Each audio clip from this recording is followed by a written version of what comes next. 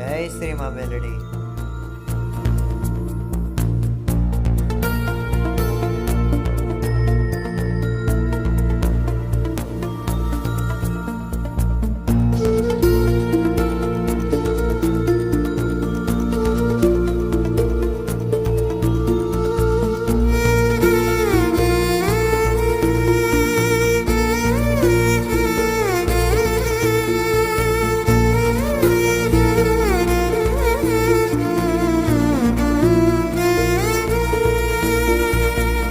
नमस्तेऽस्तु महामाये श्रीपीठे सुरपूजिते शङ्खचक्रगदास्ते महालक्ष्मी नमोऽस्तु ते।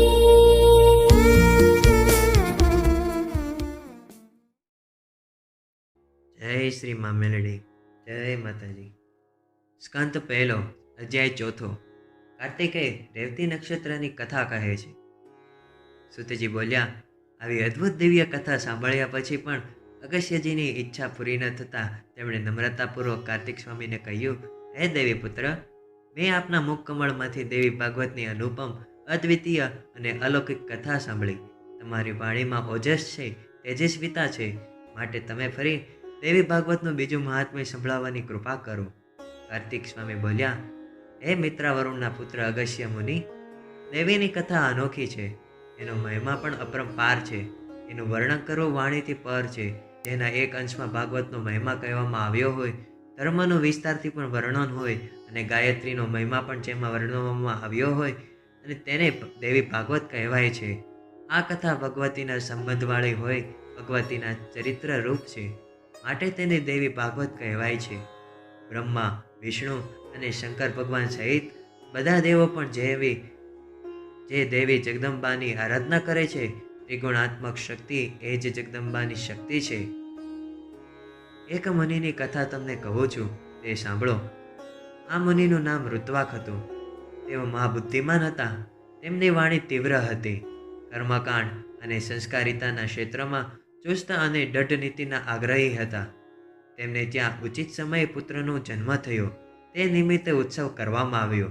આ પુત્રનો જન્મ રેવતી નક્ષત્રના ચોથા ચરણ ગંડાતમાં થયો હતો. આ સમય અશુભ મનાય છે. બુદ્ધિશ્રેષ્ઠ મુનિએ તે પુત્રની જાત કર્માદિ ક્રિયાઓ શાસ્ત્રોક્ત વિધિ પ્રમાણે કરાવી અને ચૂડાકર્મ પણ કરાવી, ઉપવિત્ત પણ કરી દીધું. પરંતુ જ્યારથી ઋત્વાક મુનિને ત્યાં આ પુત્રનો જન્મ થયો, ત્યારથી જ તે મુનિ બીમારી અને શોકથી ચિંતિત રહેવા લાગ્યા. તેમજ એમનો આત્મા ક્રોધ અને લોભથી ઘેરાઈ ગયો હતો. વળી તે પુત્રની માતા પણ હંમેશા અનેક રોગોથી પીડાયેલી રહેતી હોવાથી ચિંતા અને ઉદાસીનતાથી ઘેરાઈ રહેતી. તેમનો પુત્ર પણ ધીમે ધીમે ઉદ્ધત અને મિથ્યાચારી થવા લાગ્યો હતો. મુનિ ઋત્વાક અત્યંત ચિંતિત થઈ ગયા અને એ વિચાર કરવા લાગ્યા કે એવું કયું કારણ હશે કે જેને લીધે મારો પુત્ર મહાન દુષ્ટ થઈ ગયો. એક દિવસ આ મુનિપુત્રે કોઈ સૌંદર્યવતી ઋષિ પત્નીને જોઈ. તે જુવાનીના તોરમાં આવી અને સારું નરસું વિચાર્યા વિના એ ઋષિ પત્નીને બળજબરીથી ઉઠાવી લાવ્યો. આ પુત્ર કોઈને ગણકારતો ન હતો.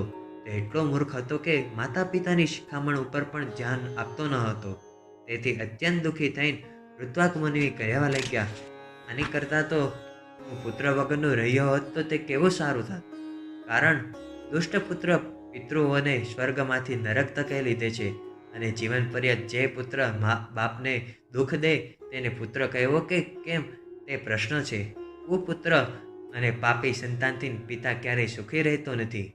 આવા અધર્મ પુત્ર જન્મને ધિક્કાર હો. આવા પુત્રથી નથી મિત્રોનું હિત થતું કે નથી શત્રુઓનું અહિત. જગતના તે મનુષ્યોને ધન્ય છે જેમને ઘેર પરોપકારી સ્વભાવવાળો અને માતા પિતાને સુખી કરનાર સુપુત્ર હોય. બાકી કુપુત્રથી તો કુળ અને યશ બંને નાશ પામે છે. કુપુત્રને લીધે આ લોક તથા પરલોકમાં દુઃખ સહેવા પડે છે અને અંતમાં નરકની યાતનાઓ પણ ભોગવવી પડે છે. કુપુત્રથી વંશ નાશ પામે છે. કુભાર્યાથી જન્મ વ્યર્થ બની જાય છે અને કુભોજનથી દિવસ બગડે છે અને કૃત્રિમ મળવાથી સુખની આશા નષ્ટ થઈ જાય છે. કાર્તિક સ્વામી આગળ બોલ્યા, આ રીતે દુષ્ટ પુત્રના આચરણથી દુઃખી થઈને ઋત્વાક મુનિ એક સમયે ગર્ગાચાર્યજી પાસે ગયા અને તેમને પૂછ્યું, હે ભગવાન, આપ જ્યોતિષ શાસ્ત્રના આચાર્ય છો. મારો પુત્ર દુરાચારી કેમ થયો તેનું કારણ હું આપને પૂછવા ઈચ્છું છું. આપ કૃપા કરી મને તે જણાવો. મેં ગુરુની આદર ભાવે સેવા કરીને વેદાધ્યયન કર્યું છે.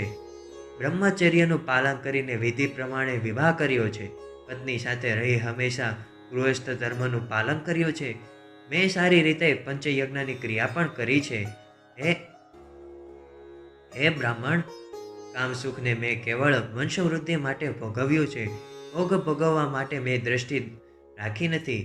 આમ છતાં માતા અથવા પિતા કોના દોષથી મારો આ પુત્ર દુરાચારી, દુઃખદાયી તથા બંધુઓને શોક આપનાર થયો છે? આ છોકરાના જન્મ પછી અમારું જીવન સુખીમાંથી દુઃખી થઈ ગયું છે. અમારી સ્થિતિ દિન પ્રતિદિન કફોડતી જાય છે. ઋત્વાક મુનિની આવી દર્દભરી વાત સાંભળીને જ્યોતિષશાસ્ત્રના પારંગત એવા ગર્ગ મુનિએ તે વખતે સર્વ કારણો પર વિચાર કરીને કહ્યું, તમારો પુત્ર દુરાચારી થયો તેમાં તમારો માતાનો કે કુળનો કોઈ અપરાધ નથી, પરંતુ રેવતી નક્ષત્રના અંતિમ ચોથા ચરણ ગંડાટમાં તેમનો જન્મ થયો છે. આ જ તેનું કારણ છે. હે મુનિ, દુષ્ટકાળમાં તમારા પુત્રનો જન્મ થયો છે, તેથી તેની અસરને કારણે તેમાં ખરાબ ગુણોનો ઉદય થયો છે. બીજું કોઈ કારણ નથી. તમારું આ દુઃખ કેવળ ભગવતી જગદંબા જ દૂર કરી શકે એમ છે. માટે તમે ભગવતી દુર્ગાની આરાધના કરો. દેવી જ તમારી સર્વ આપત્તિઓ દૂર કરશે. ગર્ગાચાર્યજીની વાત સાંભળીને ઋત્વાક મુનિ ક્રોધથી મૂર્છિત થઈ ગયા અને તેમણે રેવતી નક્ષત્રને શાપ આપી દીધો કે તે વિના કારણે મારું અને મારા કુટુંબનું અહિત કર્યું છે. તેથી હું તને શાપ આપું છું કે તું આકાશમાંથી નીચે પડી જા. મુનિ ઋત્વાકના મુખેથી આ શાપ નીકળતા જ રેવતી નક્ષત્ર સર્વ લોકના દેખાતા આકાશમાંથી તૂટીને કુમુદગીરી પર્વત પર પડ્યું. ત્યારથી તે પર્વત રેવતક નામથી ઓળખવા લાગ્યો, જે હાલ ગિરનારના નામથી પ્રખ્યાત છે. અને તે પર્વતની શોભા ખૂબ વધી ગઈ. રેવતીને શાપ આપ્યા પછી મુનિ ઋત્વાક ઘેર આવ્યા અને ગર્ગાચાર્યજીના જણાવ્યા પ્રમાણે ભગવતી જગદંબાની આરાધના કરવા લાગ્યા. પ્રબળ ભક્તિ ઉપાસનાને લીધે માં જગદંબા તેમની ઉપર પ્રસન્ન થયા અને તેમને સુખ તથા સમૃદ્ધિ મેળવ્યા. કાર્તિક સ્વામી આગળ બોલ્યા, રેવતી નક્ષત્રનું જે તેજ પર્વત પર પડ્યું તેમાંથી એક કન્યા ઉત્પન્ન થઈ. તે રૂપમાં અનુપમ હોવાથી લક્ષ્મીજીની જેમ શોભાયમાન બની. આ કન્યા ઉપર પ્રમુચ મુનિની દ્રષ્ટિ પડી. તેને જોઈ તે પ્રસન્ન થઈ ગયા અને તેનું નામ રેવતી રાખ્યું. મહર્ષિ પ્રમુચનો આશ્રમ કુમુદગીરી પર્વત પર જ હતો. રેવતીને તેઓ પોતાના આશ્રમમાં લઈ ગયા અને તેને પોતાની પુત્રીની જેમ ધર્મથી તેનું પોષણ કરવા લાગ્યા. પછી સમય જતાં તે સુંદર કન્યા યુવાન વયે પહોંચી ત્યારે તેને માટે યોગ્ય વર મેળવવાની ચિંતા ઋષિ કરવા લાગ્યા. અનેક પ્રકારે તપાસ કરવા છતાં પણ મુનિ રેવતી માટે યોગ્ય વર મેળવવામાં સફળ ન થયા. ત્યારે તેઓ અગ્નિશાળામાં જઈ અગ્નિદેવની ઉપાસના કરવા લાગ્યા. અગ્નિદેવ પ્રસન્ન થતા તેમણે મુનિને કન્યાનો વર બતાવ્યો કે, હે મુનિ, હંમેશા ધર્મમાં તત્પર રહેનાર, બળવાન, પરાક્રમી, પ્રિયભાષી અને યુદ્ધમાં પાછા ન હટનાર રાજા દુર્દમ આ કન્યાનો પતિ થશે. અગ્નિદેવનું આવું વચન સાંભળીને મુનિ પ્રસન્ન થઈ ગયા. તે જ સમયે સંયોગવશ રાજા દુર્દમ શિકાર કરવાના બહાને પ્રમુચ ઋષિના આશ્રમે આવી ચડ્યા. રાજા દુર્દમ બુદ્ધિમાન, બળવાન અને મહાપરાક્રમી હતા. રાજા દુર્દમ પ્રિયવ્રતના વંશમાં જન્મ્યા હતા. તેમના પિતાનું નામ વિક્રમશીલ અને માતાનું નામ કાલિંદી હતું. રાજા જ્યારે આશ્રમની અંદર ગયા ત્યારે તેમણે મુનિને ત્યાં ન જોતા રેવતીને બોલાવીને હે પ્રિય સંબોધન કરીને પૂછવા લાગ્યા, હે પ્રિય, ભગવાન મહર્ષિ આ આશ્રમમાંથી ક્યાં ગયા છે? હું તેમના ચરણોના દર્શન કરવા ઈચ્છું છું. રેવતીએ કહ્યું, મહારાજ, મુનિવર હમણાં અગ્નિશાળામાં ગયા છે. આ સાંભળી તરત જ રાજા અગ્નિશાળાના દ્વાર પર પહોંચી ગયા. તેઓ રાજવી વેશમાં હતા. તેમણે નમ્રતાપૂર્વક મુનિને પ્રણામ કર્યા. મુનિએ તેમના શિષ્યને કહ્યું, ગૌતમ, અધર્ય લાવ. આ રાજા અધર્ય આપવા માટે અધિકારી છે. તે ઘણા સમયે અહીં આવેલ છે અને વળી તે આપણા જમાઈ પણ છે. આમ કહી મુનિએ રાજાને અધૈર્ય પ્રદાન કર્યું અને રાજાએ પણ વિચાર કરતા કરતા અધૈર્યનો સ્વીકાર પણ કર્યો. રાજા દુર્દમ અધૈર્ય ગ્રહણ કરીને આસન ઉપર બિરાજમાન થયા.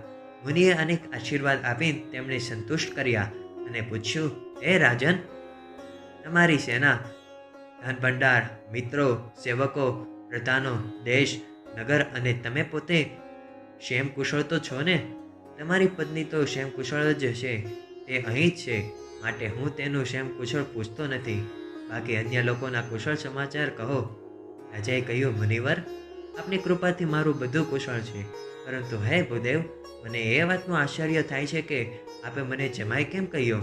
શું મારી કઈ પત્ની તમારે ત્યાં છે? ઋષિ બોલ્યા, હે રાજન, આ જગતની અદ્વિતીય સુંદરી રેવતી તમારી પત્ની છે, જેને તમે હમણાં હે પ્રિયે સંબોધન કરીને આવ્યા છો.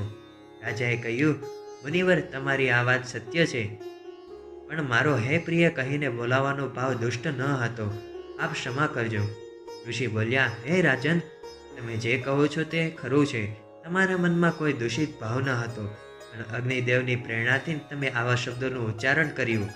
મેં હમણાં જ રેવતીના પતિ અંગે અગ્નિદેવને પ્રશ્ન કરેલો હતો, ત્યારે અગ્નિદેવે મને કહેલું, રાજા દુર્દમ રેવતીનો પતિ થશે. માટે હે રાજન, હું આ કન્યાને આપની સેવામાં સમર્પિત કરું છું. તેનો તમે સ્વીકાર કરો. અગ્નિદેવની વાત સાંભળીને જ મેં તમને જમાઈ કહ્યા.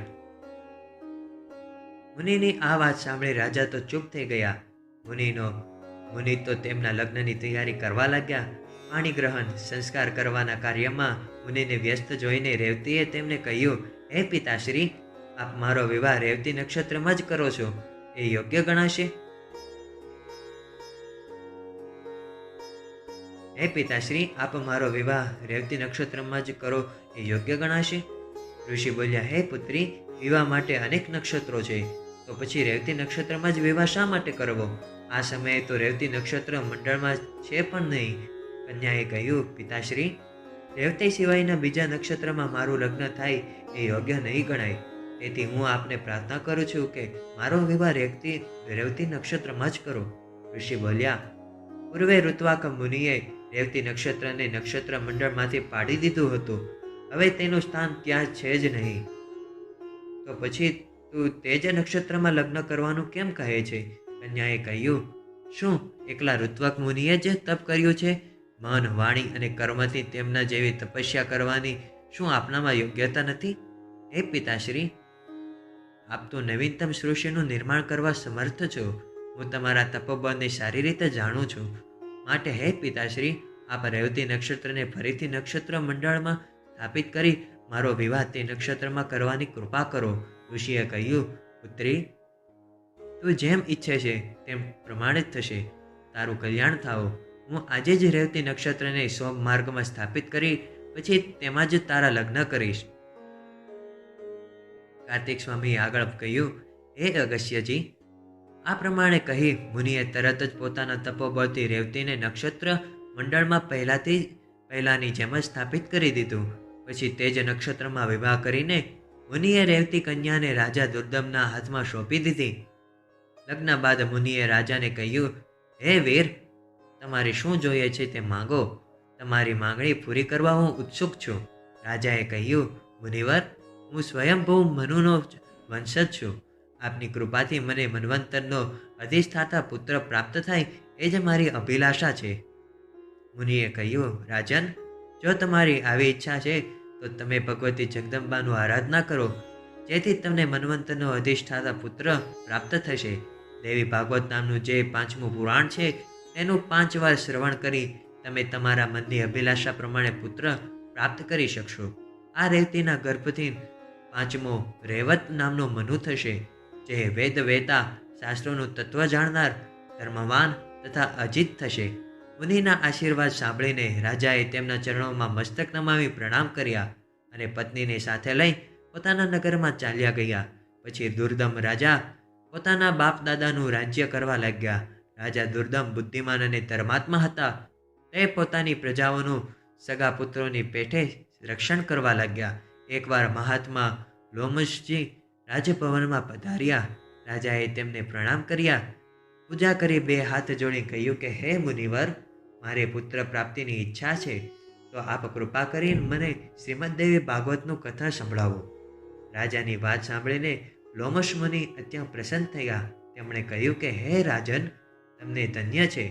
ત્રૈલોક્યની માતા ભગવતી પર તમને ભક્તિ છે, જે જગદંબા સર્વશ્રેષ્ઠ હોય, દેવતા, દૈત્યો અને મનુષ્ય વડે આરાધવા યોગ્ય છે, તેમના પ્રતિ તમારી ભક્તિ દૃઢ થઈ છે, તો પછી તમારું કાર્ય જરૂર સિદ્ધ થશે.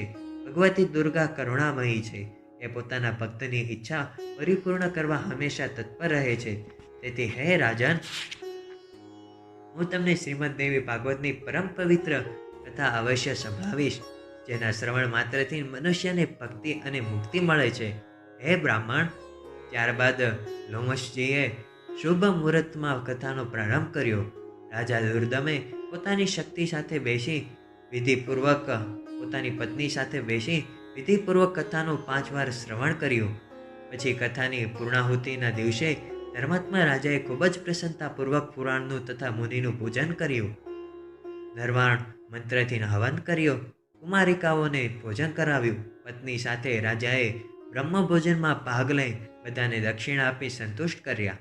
થોડા સમય બાદ ભગવતીની કૃપાથી રેવતી રાણી ગર્ભવતી થઈ અને ગર્ભનો સમય પૂર્ણ થતાં ઉત્તમ ગ્રહ યોગમાં રાણીએ પુત્રને જન્મ આપ્યો. તે સમયે સર્વ ગ્રહો શુભ સ્થાનમાં હતા. પુત્રનો જન્મ સાંભળીને રાજાને અત્યંત હર્ષ હતો. તેમણે સ્નાન કરી સોનાના કળશમાં જળ ભરીને જળકર્મ સંસ્કાર કરવામાં આવ્યો. પછી વિધિપૂર્વક દાન દઈ બ્રાહ્મણોને સંતુષ્ટ કર્યા.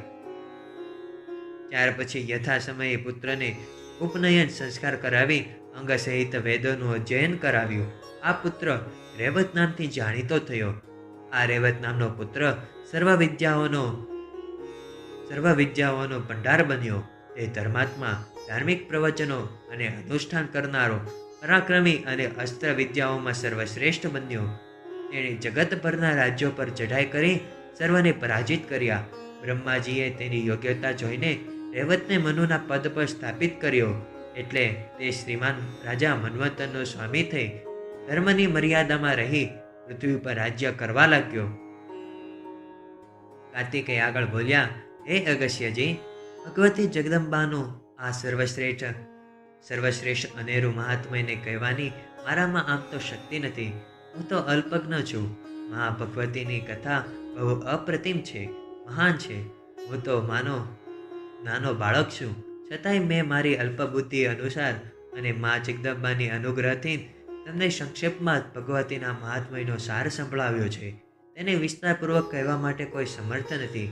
સૂતજી બોલ્યા, અગસ્ય મુનિએ દેવી ભાગવતની આ અનુપમ કથાનું મહાત્મ્ય સાંભળ્યા પછી તેમના મનમાં હરખ સમાતો ન હતો.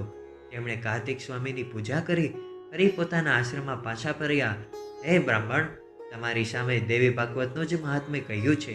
તેનું જે ભક્તિપૂર્વક શ્રવણ કે પઠન કરે છે તે મનુષ્ય સંસારમાં સર્વભોગોને ભોગવી છેવટે મુક્તિ પામે છે.